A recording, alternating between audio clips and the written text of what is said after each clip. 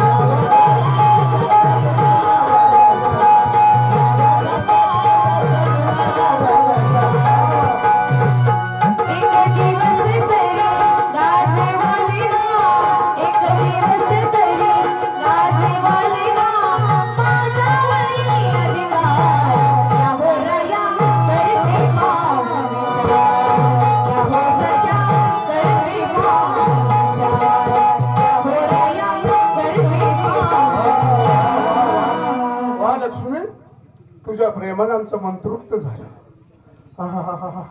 मनापासून गायली आज. अहो धनी महाराज काय सांगायचं तुम्हाला? काय झालं आता? अहो माझं लहानपणी माझ्या आई बापाने लग्न लावून दिलेलं आणि तो नवरा माझा आता मला न्यायला आलेला आहे. अरे बापरे, म्हणजे तू न्यायला आलाय? हो. तू जाणार नाही? मला त्याच्यासोबत जायचं नाही. माझं प्रेम तुमच्यावर आहे. आता सगळं खरं, तुझं प्रेम माझ्यावर आहे, पण करायचं काय आता? तो पडला राजकुमार, मी एक असा फकीर, मी त्याच्याशी काय करू शकतो? अहो माझं प्रेम तुमच्यावर आहे आणि मी आपल्या प्रेमासाठी काही पण करायला तयार आहे.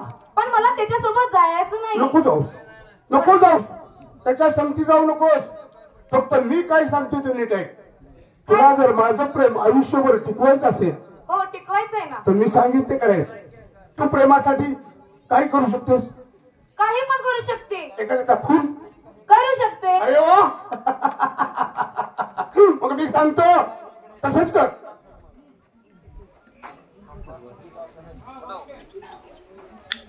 हे घे तलवार, अशीच राष्ट्रात जा. तुझ्या राजमहलामध्ये महालामध्ये तुझा पती, तुझा नवरा झोपला असेल, जाऊन त्याला एक घाव 2 तुकडे कर. तुझ्या नवऱ्याचा खून कर आणि ही शमशेर त्याच्या रक्तात भरलेली मला दाखवूया. महाराज, मी आपल्या प्रेमासाठी माझ्याच नवऱ्याचा खून करू हे मला काही योग्य वाटत नाहीये. अगं लक्ष्मी, नवऱ्याचं डोरलं गळ्यात घातलेस, कंपाळाला नवऱ्याचं कुंकू लावलेस, परंतु प्रेम माझ्याशी आहे आणि हे माझं प्रेम जर तुला टिकवायचं असेल तर हे कपाळाचं कुंकू पुस, घातलेलं डोरलं काढून टाक. आणि नवऱ्याचा खून करून माझ्याजवळ ये, तेव्हा मी समजेन की खरोखर तू माझ्यावर प्रेम करतेस म्हणून. जा. ठीक आहे महाराज, आपलं प्रेम मिळवण्यासाठी मला जर हे करावं लागत असेल ना तर मी हे करायला सुद्धा तयार आहे. वेळ गाऊ नकोस, चांगल्या कामाला वेळ लावायचा नसतो.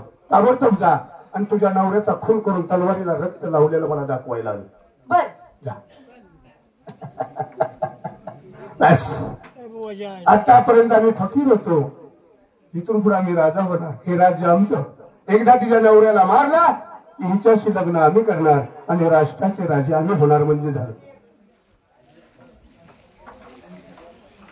खरोखरच इतक्या दिवस झालं त्या वाड्याच्या बाहेर एक कोणतीही परिस्थिती पडली नाही, परंतु आजच्या वाड्यात एक परिस्थिती बाहेर पडलेली आहे. म्हणून तिला पाठलाग केला. तरी गावाच्या खालती मठामध्ये गोसावी आहे, त्या गोसाव्याच्या मठात ती गेली. त्या दोघांचं हितकूच झालं. त्यानं तिला रागावं लागत, तुला वेळ का झाला? तिने सांगितलं माझा पती घ्यायला मला आलेला आहे. बस तेव्हाच मी जाणलं की नक्कीच माझ्या दादाची पत्नी आहे. आणि कारण त्याचा खून करण्यासाठी त्याने त्याला संशय दिलेला आहे. आपण मधल्या वाट्यावर पळत जावं, तिला न दिसता दादाच्या बाजूला जाऊन बसावं आणि दादाला प्राण वाचवावं म्हणजे झालं.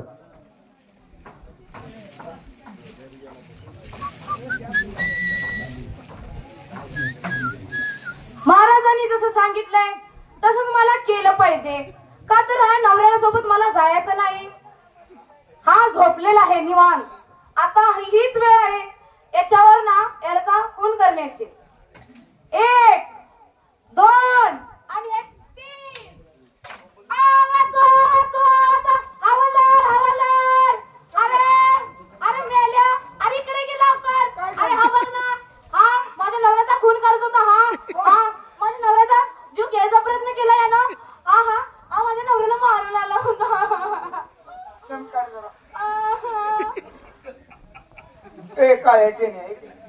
अरे हा ना माझ्या नवऱ्याचा खून करत होता.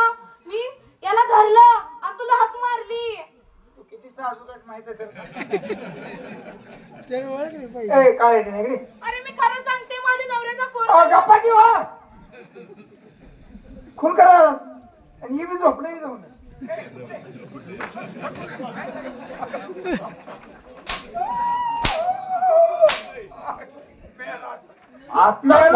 लागली होती तेवढ्यात मला उठवतो. मेला असता की तुम्ही? कोण मेला असता? कायमची झोप लागली असती. आणि असा कोणता नराधम आहे तो मला कायमच झोपवू शकतो?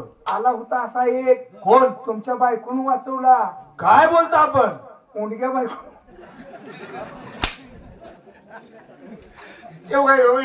ना सूर्यकांत, चंद्रकांत, अरे किती वेळ आहेस? अरे तुला लाज वाटायला पाहिजे.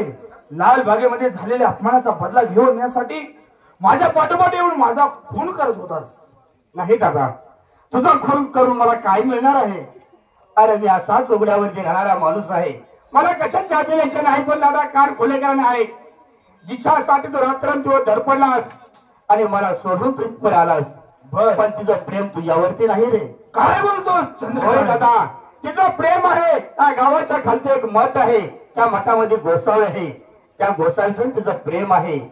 अरे तिला या तुमच्या प्रेमामुळे तिला जायला वेळ झाला म्हणून तिने त्याला रागवलं. तर त्याला विचारलं काय झालं, तर त्याने सांगितलं माझा पती मला न्यायला आलेला आहे. त्या वेळा त्याची तळ पाहायच्या मस्तकाला गेली आणि त्याने म्हटलं अगं तुम्हाला आतापर्यंत काय सांगितलं नाही, आणि तुझ्यासाठी मी माझं 24 वर्षाचं असताना अमरत्व मी सोडलेलं आहे. आणि आज तू सांगतेस पती येणार आहे. दोघांना रागाच्या भरात त्याने सांगितलं जर माझं प्रेम टेकवायचं असेल तर तुझ्या नवऱ्याचा खून कर. ती त्याला तयार झाली आणि त्याने संशय तिच्या हातात दिली. हे सर्व मी तुला पाठलाग करत त्या ह्याच्यापर्यंत गेलो, मठापर्यंत सर्व ऐकलं आणि मधल्या वाटेवर धावत पळत आलो आणि तुमच्या बाजूला दादावर बसलो. 1 2 3 म्हणून ती खून करणार तर मी त्या संशयाला संशय भेटवली, तीच बोंबलली आणि सांगितलं की तुमचा खून करण्यासाठी मिळालेला आहे. तेव्हा तुम्हाला हे जर खरं आणि खोटं तपासायचं असेल तर गावाच्या खालती मठ आहे, त्या गोसाव्याला घेऊन या आणि प्रत्यक्षात तुम्ही पहा हातच्या कंगणाला असा कशाला आहे. ठीक आहे चंद्रकांत. हवलदार, बोला महाराज. गावाच्या बाहेर एक मठ आहे, त्या मठामध्ये एक गोसावी राहतो. तिथं आहे गोसावी. गोसावी आहे. त्याला ताबडतोब या दरबार मध्ये घेऊन या म्हणजे झालं. त्याच्या आईला तर घोडाच का महाराज अगदी त्याच्यापेक्षा तुमची बायकोच ना आलाय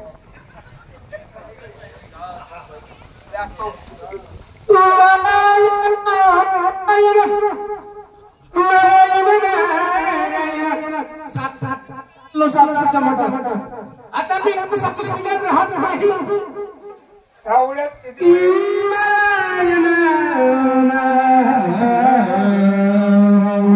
तुला माहित नाही सावळ्यात सिद्धेवाडीत एक तळ आहे बर बर त्यात बुडवून मारी इकडे नारायण नारायण हिची पारायण नारायण नारायण हिची पारायण नारायण नारायण हिची पारायण सोड सोड सोड अरे जाऊ दे मला हिची पारायण हिची पारायण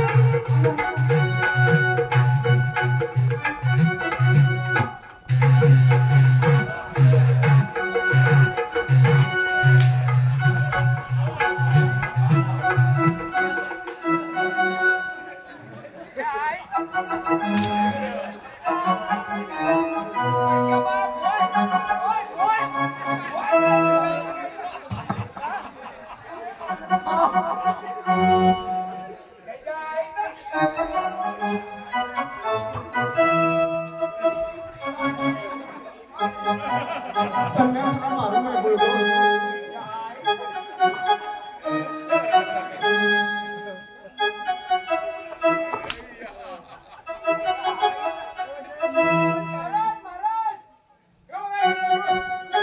अरे बाबा दारू पेत जाऊ नको लिव्हर होऊन सुजून फुगून मरशील तुम्हाला वर्गाला तुझ्या आता मारेल तो.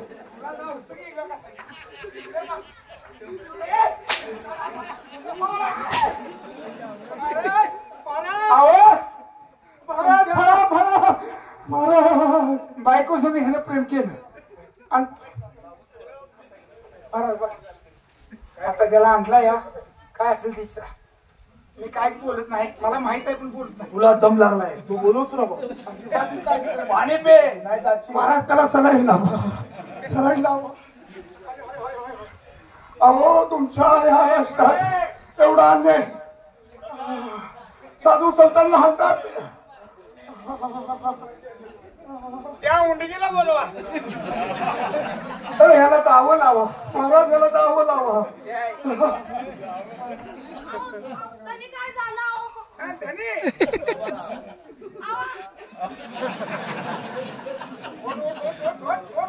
अरे बालका कशाला मारितो बाई माणसाला ह्या बाईला तुम्ही ओळखताय कोण कशाला बघतोय तिचं तोंड मी कधी पाहिलं नाही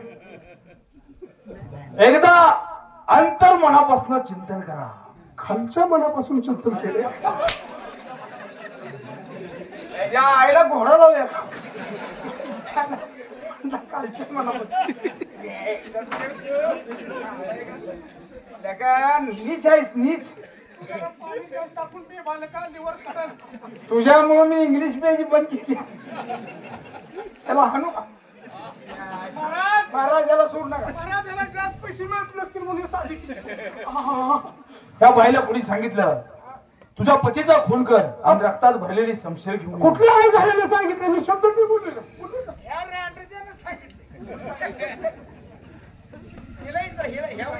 मी तुम्हाला व्यवस्थित विचारतो तुम्हाला म्हणला मला जरा समाधान वाटलं आता प्रेमाला बोलते ते गोष्ट विचारू तिचा नवरा कुठे आहे तुझा नवरा कुठे आहे नाही मला बघायची चेहरा बघायचं आहे तू काय म्हणतोय अरे नालाय काय ह्योच नवरा आहे तिचा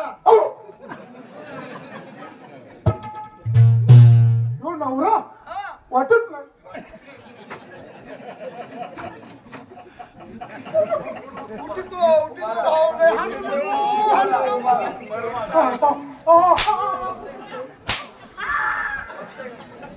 आता वाटलं नाही माझी शंका काय झाली महाराज ऐका ना ऐका ना एवढं ऐका माझी शंका काय झाली तुम्ही एवढं डांबरासारखं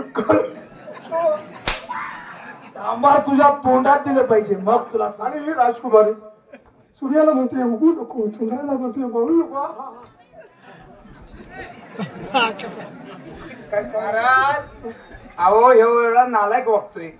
अरे हे जाईल तू सगळ्यांना कबूल होतोस का नाही? काय कुणी सांगितलं त्या बाईला? हा सांग नीट सांग नाही कुत्र्याकडे मारे. तू इकडे येऊन घे. नको म्हणते इकडे आणा वाटलं. महाराज. तिला जाऊ पण. हे बघा आता मी सांगायचं, उद्या मी सांगायचं, केव्हा तरी सांगायचंच आहे. हा आता काय तुम्हाला जरी कळलं तर तुम्ही काय करणार आहे? शेवटी कसं आहे तुझ्या अहो, कसं आहे? ऐका की. तुझ्या आईला इथंच घोडा लावणार. आता मी बाल कर्मचारी, मला कुणीच नाही, नातेवाईक कोण नसतं. तुझी असली पण बाबा काय इकडे कसं आहे हिताने माझं प्रेम. तुला आई बापाने काढून कसं फेकलं? मला कशावर भरती केलाय हो? हे जे कपडे उतरा. कशा नको आवाज काय नाही की. त्याला असा गुंडण करून काळ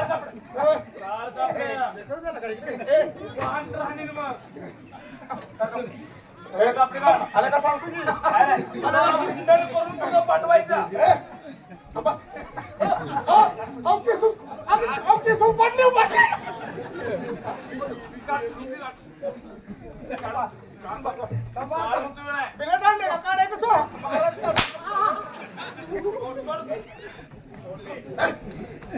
अरे काय तुम्ही घेऊन दिली तुम्ही? अरे का माझी कपडे मी ढिकला आणि मी ढिकला म्हणून आणली ते. लुंगी कंपनीचे का? तुमची काय कंपनी आहे का? आमची बँड कंपनी परत बँडला थांब. इच्छा का आत काही घातलं नाही. ही जी तुला नावते ती बघा तिने का पळून जाईल की बघू.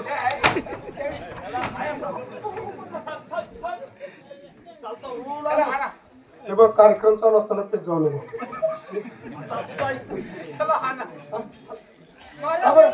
I say get out. जाऊ. गेला बी सुट्टी ना.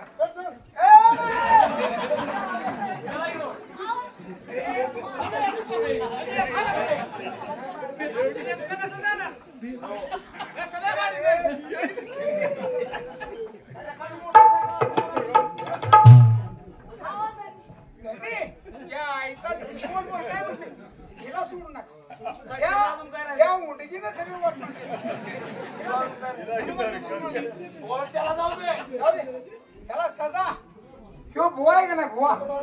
हा याला माहित आहे का? ह्यो रंडीबाज बुवा आहे. ह्यो बाया बघितलं का नाही?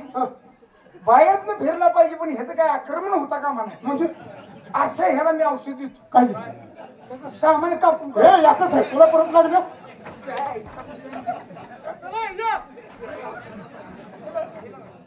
हिचं काय करायचं? अहो धनी माझ्याकडून एक चूक झाली. ए! माझ्याकडून चुकलं वगैरे मला काही सांगायचं नाही. अशी परत चूक मी करत नाही. आजपासून तू माझी बायको नाहीस. मला एवढी चूक माफ करा.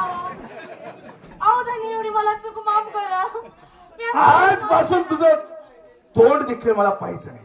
अहो, असं हिला काही हाकलून करू द्या रे. नका. महाराज हिला एकच सजा. हे ना तुम्ही नवरा असताना तुम्ही आलाय एवढं समजून सांगून तुमचं हिनं ऐकलं नाही. दुसऱ्या टग्याबरोबर पळून चालली होती आहे का नाही? म्हणजे तुझ्या आईचं हिला एकच सजा. ह्या गावाच्या विशीवर हिला डबरा काढून पुरूया. पण गावातल्या सगळ्यांना सांगू एजंतेला हगायला जाताना पाणीच न्यायचं नाही. हे या तोंडावर ढोंगानं पुसून जाईल. त्याच लायकी जाईल. हाकलून द्या. हा महाराज आता बघा तुम्ही ठीक आहे. खरंच चंद्रकांत, आज तुम्ही या ठिकाणी आलात म्हणून माझा प्राण वाचला गेला. कारण आमच्या गुरु समर्थांनी सांगितल्याप्रमाणे आई मायेची बाप धनाचा बहीण अशीची बायको दुसऱ्याची आणि मित्र जीवाचा जागेल तो जगेल आणि झोपेल तो संपेल हे आमच्या गुरु समर्थांचं वचन सत्य ठरलं.